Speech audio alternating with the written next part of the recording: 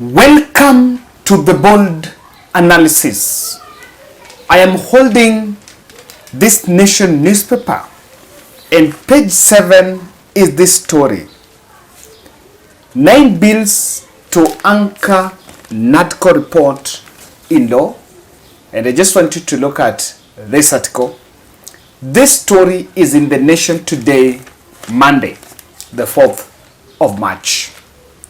Now, the details of this story is what will point out to you how Jalan'go and the Sabina-Jalan'go, who are celebrating the rebel activity after decamping from the other parties to join the UDA fold, when this report finally is adopted. And a move that was hatched as a bipartisan approach seems to be hijacked, and Ruto is making a U-turn on that report to salvage Jalan'go, Sabina-Jalan'go, and all the other Jubilee and ODM MPs who decamped from the opposition parties. It is murky. Now, what is happening here? And before you get to those details, I want to humbly request you to subscribe to our channel. Click the notification bell and like our videos. When you click the notification bell, whenever we publish a video, you will always get notified. And I'm also saying thank you. In the bold, apart from political commentary, we pick a CSR, and we do. And our February project is actually attracting interest. I saw some of our members sharing the success story in Twitter, how we managed to discharge 15 women that were already that were stuck in Mama Lucy over the hospital bills. And I'm glad that we are preaching. We are actually sharing the success story of our February project. And I believe we take a break in May. In March, we will resume in April. And you are the person to share it to me. We'll do it the first week of April. So between now, make sure you share something that you want to do something in the community. And we shall move together in that line. After the NADCO report was passed in Parliament, 9 bills were proposed were introduced to anchor the report in law. And the bills were actually bordering changing the structure of government. And I want us to look at those bills and what exactly they are changing, because it is well documented here. Among the bills in the Constitution of Kenya, Amendment Bill 2023, which if approved by Parliament will change the structure of government, include: it seeks to introduce the office of the Leader of Opposition and anchor in law the office of the Prime Minister, the Senate Oversight Fund. Remember, Senate do not have a fund, unlike MPs who have the NGCDF, and National Government Affirmative Action Fund, that is the NGCDF, and the National and then it also seeks to extend the term of senators from the current 5 years to 7 years. And it has an implication. It means if it is adopted, then in 2027 we will not vote for the senators. We'll vote for the MPs and other seats. Then 2 years later, Kenya will be back to another election mode, voting for the senators. The other proposed amendment in that bill, it is proposing to increase the number of IEBC commissioners from 7 as currently constituted to 9, and the process has to restart afresh. And there is another part that is a bit contentious. It proposes the decision of the IEBC commission either by unanimous vote or by majority vote. Make sure you watch this video, because I'm going to explain that keenly in this analysis, so that you get why Kenya Kwanza has a problem with that. The Political Parties Amendment Bill proposes scrapping the Registrar of Political Parties and creating Political Parties Regulatory Commission that shall be responsible for registration of political parties and the office holders and management of political parties fund and other bills. Now, ladies and gentlemen, what was agreed by when they went for the bipartisan talks, it was to take the bipartisan approach. Now, this report has been taken now to Parliament. On Tuesday, Speaker Moses Wetangula and his Senate counterpart Amason Kingi called the two leaders of from the two political divides in Parliament, that is Opiyo Wandayi in the minority and Kimani Ichung'wah and the other deputy majority leader. And in that Tuesday evening meeting, Kenya Kwanza made a U-turn, and they are saying that report will have to be submitted to another public participation fresh, just like other bills normally go through. And MPs, Kimani Ichung'wah is saying that MPs must be allowed to make further amendments on that NADCO report. Well, remember, it was supposed to be bipartisan approach, a report that if it goes to Parliament, it should be passed as it is. Now, the Raila axis are insisting that because that is what was agreed before, we have to take that route. But Kenya Kwanza are saying we want to subject that NADCO report to a fresh public participation so that some other clauses can be edited. This is a U-turn from the terms of engagement that was reached, and it's also coming when Ruto and Raila seems to be getting a soft spot. And according to reports, there are clauses that Kenya Kwanza is raising a red flag on, and that is why William Ruto is making a U-turn on this. And a law cuts both sides. Probably the framers of the NADCO that were sitting in Bomas did not foresee some of these stalemates. But now as we speak, people are raising, and different leaders that are going to be affected with this development are raising, while petitions are also heading to court to challenge some of the clauses that have been adopted in that NADCO report. Ladies and gentlemen, this is why William Ruto is making that U-turn. And I want you to listen to this part keenly, because it borders betrayal, and someone will even wonder if it had been agreed that this report was to be adopted unanimously as it is, and the different bills, the 9 bills, be sponsored, and they go through the process non-questioned. The only thing that it had to be parliamentary, because that is the legal route.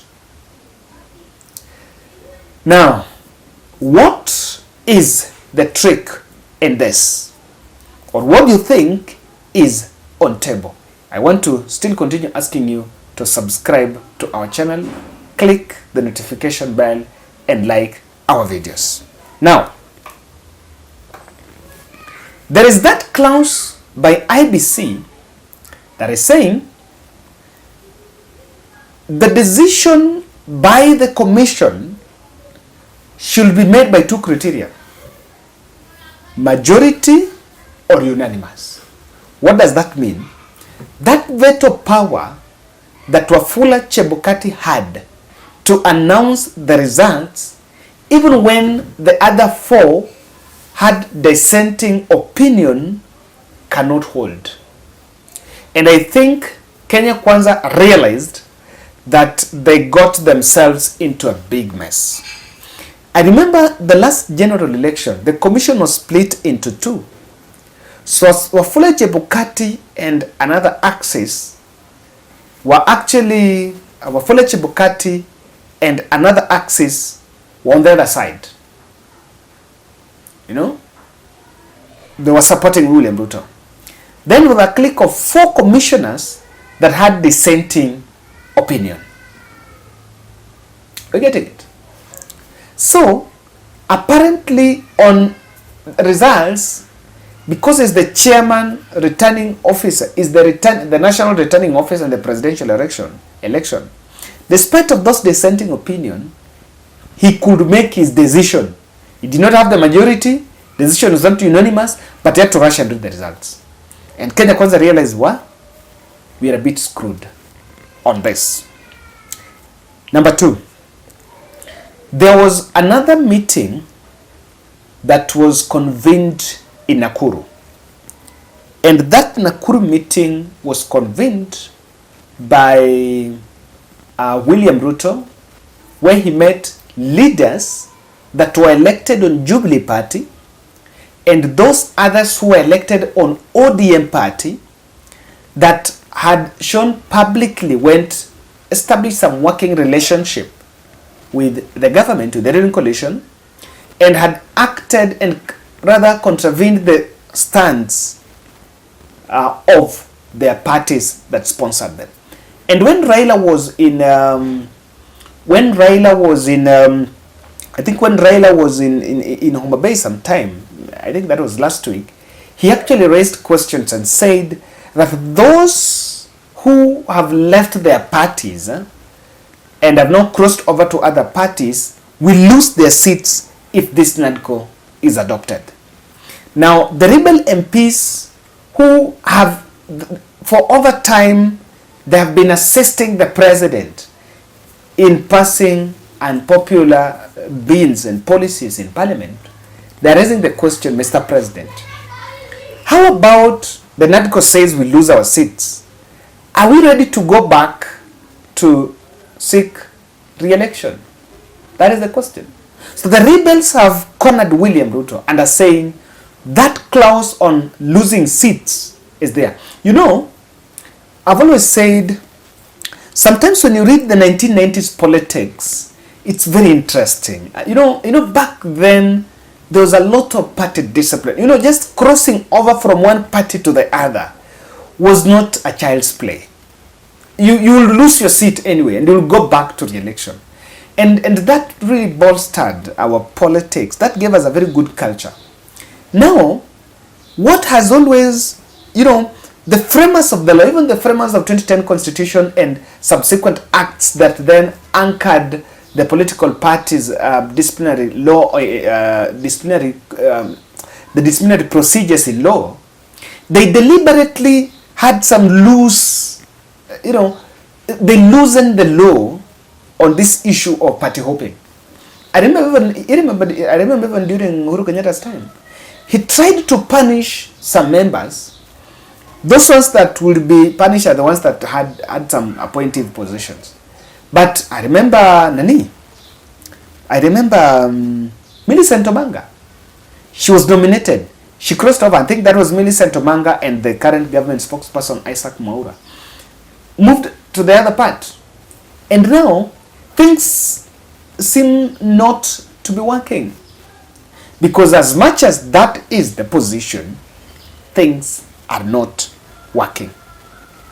So now, people have tried, but they've always found ways of navigating the law so that they find the loose ends. Number 3, the 7-year term for senators, creating 2 split elections, is a big trap for a sitting president.